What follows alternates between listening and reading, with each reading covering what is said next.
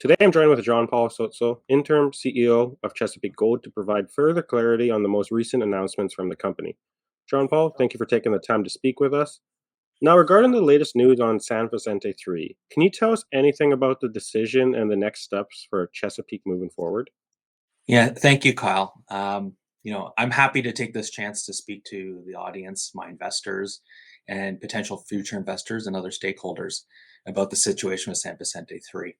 I guess we should just take a step back and just give a little bit of history first. So, looking back, we have held the Metates claims for almost 2 decades, basically. And we've been operating them and managing them. And every year we work with the DGM and with the authorities in Mexico. Twice a year, they ask for our taxes that we file on all our claims. We provide that documentation and pay the taxes.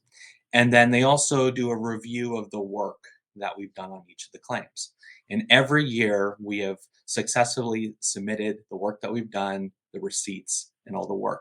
And every year it's standard practice for the DGM to select a few claims to do an audit, which is normal practice. And we've gone through this in previous years without a hitch. And what that typically means is that they review the detailed invoices and all of the work that's been done. And then we also offer a site visit for them to go and see the site. And in some cases, you can actually see the work that's done, whether that is clearing an area for drilling, or if there's drill collars still in the ground. There's obvious, examples of work being done and money being spent. Unfortunately, with San Vicente 3, they chose that claim to do an audit. They did a review. We provided additional documentation showing that the work has been done with receipts. But unfortunately, they decided not to do the site visit to actually see the work done.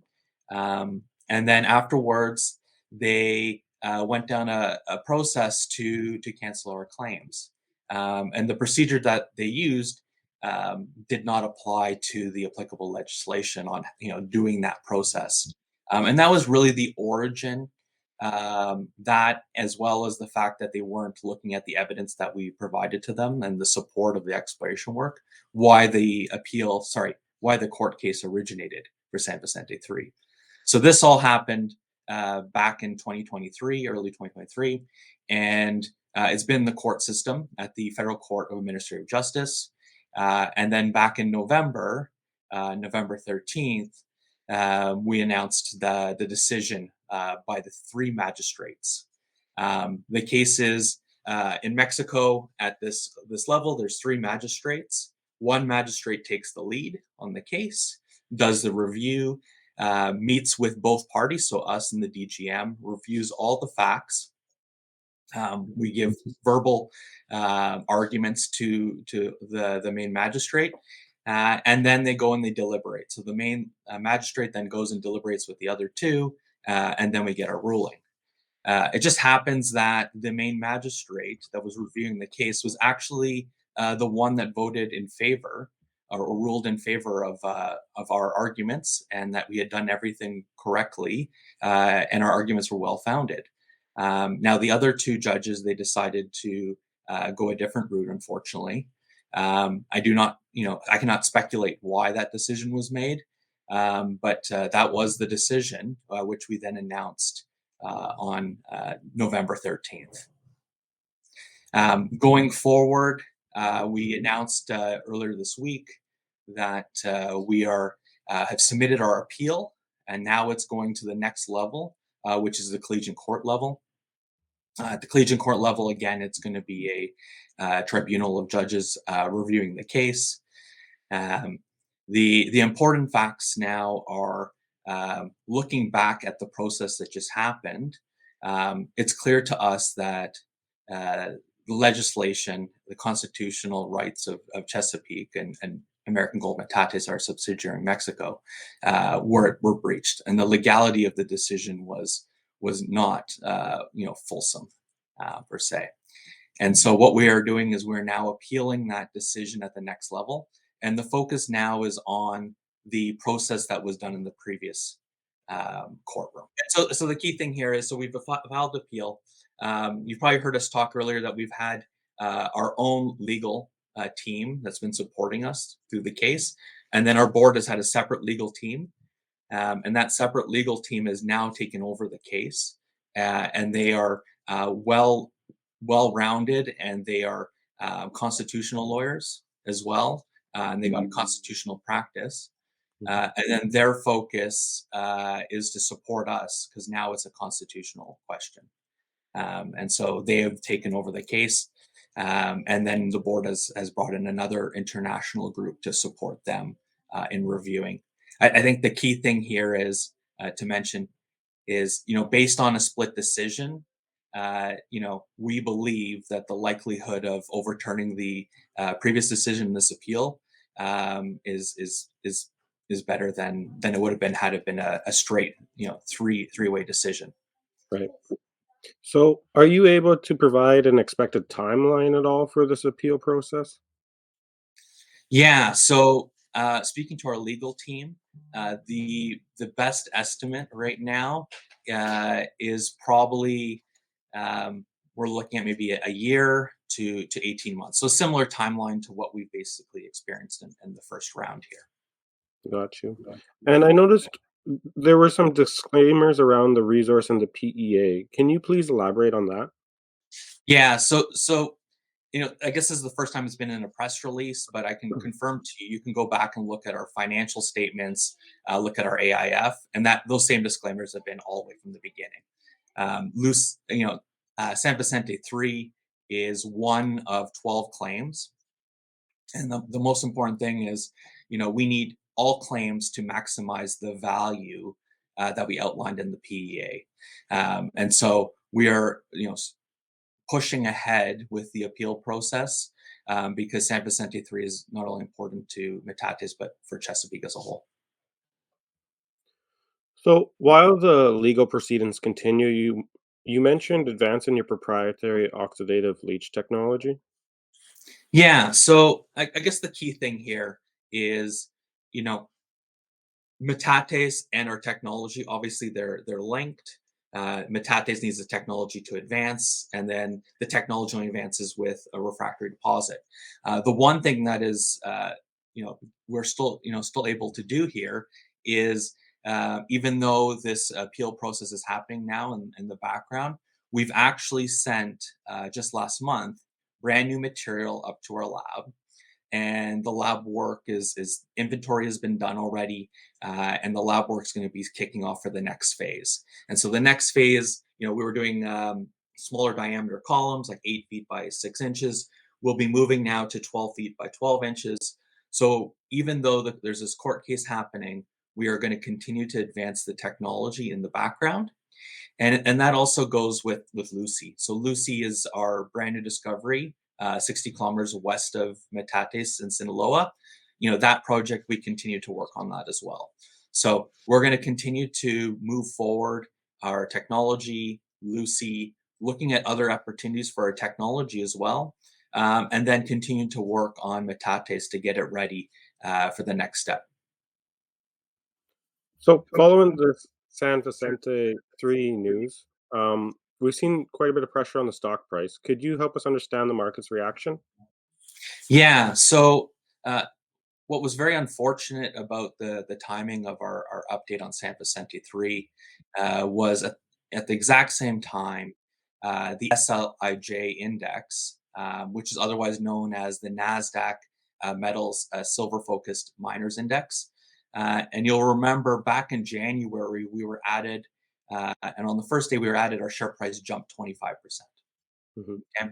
So over the year, they had accumulated over 900,000 shares of Chesapeake, which was very supportive to our stock and to our story. Um, but when they reached October, they had announced to the market that they had an all-time high on the index, right? And then, as you know, we had an election in the United States, and that election has changed kind of the dynamic of global investment, and where investment should be placed.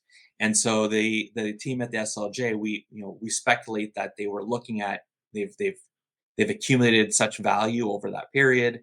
There's a change now, And so they did a rebalancing Mm, of all of their holdings. And to be clear, that rebalancing had nothing to do with our announcement. That rebalancing was probably decided, weeks to months in advance, and then they just happened to execute it at the same time. Just to put this in perspective, they sold about 648,000 shares of Chesapeake over that 3-day period, and that represented about 2/3 of our trading volume over that 3-day period. So they were selling at a time when we had news out about San Vicente 3. Um, the other part about it is they sold a total of 170 million shares over their entire portfolio. mm, And to put the Chesapeake sale in perspective, that represents 0.4% of the sales. So the announcement for San Vicente 3 had nothing to do with it. They continue to be holders of Chesapeake, which is still a good sign that they support the view of the large endowment of silver, obviously one of the largest globally. And so they continue to hold those shares for the view that silver will continue to grow. It's just unfortunate that the timing happened at the same time. Um, there was other shares, companies that were impacted too. Andean Precious Metals, Bear Creek Mining, Prime Mining, um, Guanajuato Silver. It wasn't just Chesapeake. So a lot of other companies were hit at the same time, unfortunately. But one thing is for sure, internally we believe that um, this is an opportunity. And if you go and look, already Randy Rifle has picked up 100,000 shares. And earlier this week, I picked up my first set of shares in Chesapeake as well. And so insiders are considering this as an opportunity because we see a lot of value. One, on the metallurgical process, mhm. our oxidative leach technology, because we're at the early days here. We just first consolidated it, and now we're ready to go and move forward with it. But Lucy has a lot of upside potential to it as well. And then we have a strong opinion internally that the case on San Vicente 3 will get resolved. So, thank you for that thorough explanation. What is the team and what are you looking forward to in 2025 that investors can get excited about? Yeah. So, we're taking the San Vicente 3 situation very seriously. I actually just returned from Mexico last week. While I was down there, I met with our team. We spoke to the Durango government. We spoke to our local community. And all of them are very supportive and understand the situation that we are in. And they're willing to support us in whatever way possible to help us to move the project forward. And so we're going to take a different approach to working with the government in Mexico in order to find other solutions to resolve San Vicente 3 while we continue to do legal proceedings. Um, the other very important thing is the technology. So let's take a look at 2024. So earlier this year, we acquired the underlying license, we acquired a patent portfolio, and then in September, we actually applied a brand new patent for all of the innovative um, developments that have been created under Chesapeake's umbrella, and that's been put into the patent process as well. So we've locked up the technology, we've removed the underlying license. There's no royalties. Everything is now in one home. We have material sent to the lab to continue the process, but we're Mhm. looking for other opportunities out there where we can apply the technology and continue to advance it and commercialize it, and maybe in pathways that are much faster than the standard commercialization process of larger columns, you know, um, a a test pad, and then we have a pilot facility. But there's other opportunities, and you can look in the copper space on other processing technologies that have found ways to advance their technology and fast track it. And so thankfully they have blazed the trail, and it's easy for me to point at what others are doing and what we could be doing on our end. And then with Lucy, we're taking a very conservative approach with that. We're doing the right science now, Mhm. leading into a potential additional drilling phase to continue to expand the mineralization. And so, there's a lot of growth coming, and 2024 has been a great year. It's unfortunate that we had that result last month on San Vicente 3. But if you look at the whole picture of last year, we've had great success in all areas, and we're going to continue to move forward on all fronts. Thank you, Jean Paul, for the update, and we look forward to continuing to follow the Chesapeake story.